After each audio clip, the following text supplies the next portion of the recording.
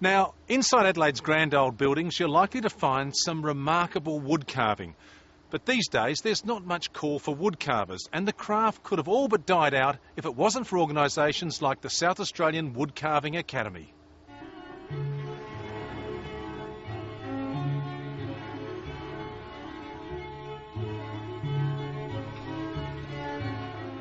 Out of this unprepossessing building in St Peter's, beautiful things emerge.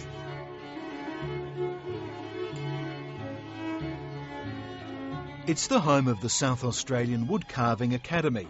Two of the students are 88-year-old Tress Kenny and 11-year-old Harry Roth, the oak and the acorn of the workshop. It's so therapeutic, it's so calming, and I've liked it. Of course, I must have been about 73 when I started, and here I am. I still want to go on until I'm 90.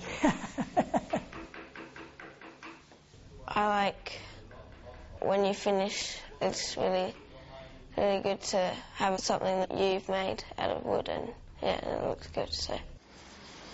How are you going, Tess? While their passion for wood carving is shared, their paths here differed somewhat. Tress Kenny is a country girl. She grew up learning if you can't make do, then make it yourself. Amongst other things, she made bullets during World War II. These days, along with wood carving, she also knits and gardens. Harry Roth is in Year 6 at Walkerville Primary School. He likes Xbox and Nintendo when he's allowed to play them. The Roths wanted their son to come here to learn an old-fashioned hobby. For her part, though, Tress Kenny faced resistance at home. My husband was not very keen on me doing it, but unfortunately he died, and 3 months later I was doing wood carving. The Academy has been going for 24 years. Without it, owner Ken Veer believes the skills of wood carving would soon be lost to South Australia. Because it's not being done anymore as a trade here. I was the last wood carving apprentice in Adelaide, and I started my apprenticeship in 1965, and I don't have an apprenticed, and because there's no more work for them to do anymore. So once I'm gone, that's it, in this state anyway. He says wood carving went, along with much of the local furniture industry, to somewhere else with cheaper labour. But the Academy does much more than give people a hobby and keep an old skill alive. Michael Maunders is now assisting with teaching. He started here as part of a recovery program from a car crash. I just took to this like a duck to water, and really it's been a lifesaver for me that I'm allowed to express myself the way I have, and teaching is just absolutely wonderful. We've had accident victims in here from car accidents, from people that suffer from depression. They come in and they start carving, and a lot of those symptoms seem to go away. Whatever it is that brings people here, Ken Veer says everyone starts at the same place. Now, there's nothing on these three pieces here that isn't on everything that we carve. So basically, once you've learned how to carve this, you can carve.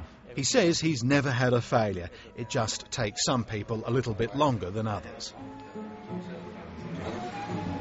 No, small cut. We're going to dig and then going to come back out. Okay. Just relax your hands. That's it. Once they're mastered, those same basics can turn this into this, or in the case of Karl Dahms, a statue of the father of the Protestant movement, Martin Luther, which Ken Veer says is the first life-sized carving in the Academy's history.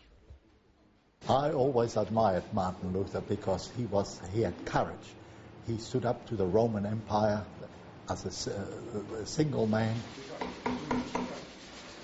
Karl Dahms has been carving his statue for 2 years, and one day he hopes Martin Luther will stand in the foyer of his local Lutheran church. It does take ambition and dedication to ignore the splinters and follow a project through. The wood the carvers work with is often scavenged from people's yards or demolition sites. But no matter where it's from, Tress Kenny says there's not much you can't do with it. Oh, my lounge suite, china cabinet, they're the big ones, mirrors. But every time I make something, the family say to me, his name's on that. For the moment, Harry Roff is happy to have his name on something a little more modest. It's bookends, and I'm going to put a frog and a boot onto them. It's better than just a plastic thing that you go buy from the shop. But ambition being what it is, Harry Roff's planning to carve a wooden horse, which he says would be very cool. Tress Kenny's ambition is to keep on carving. Because I'm so jolly independent.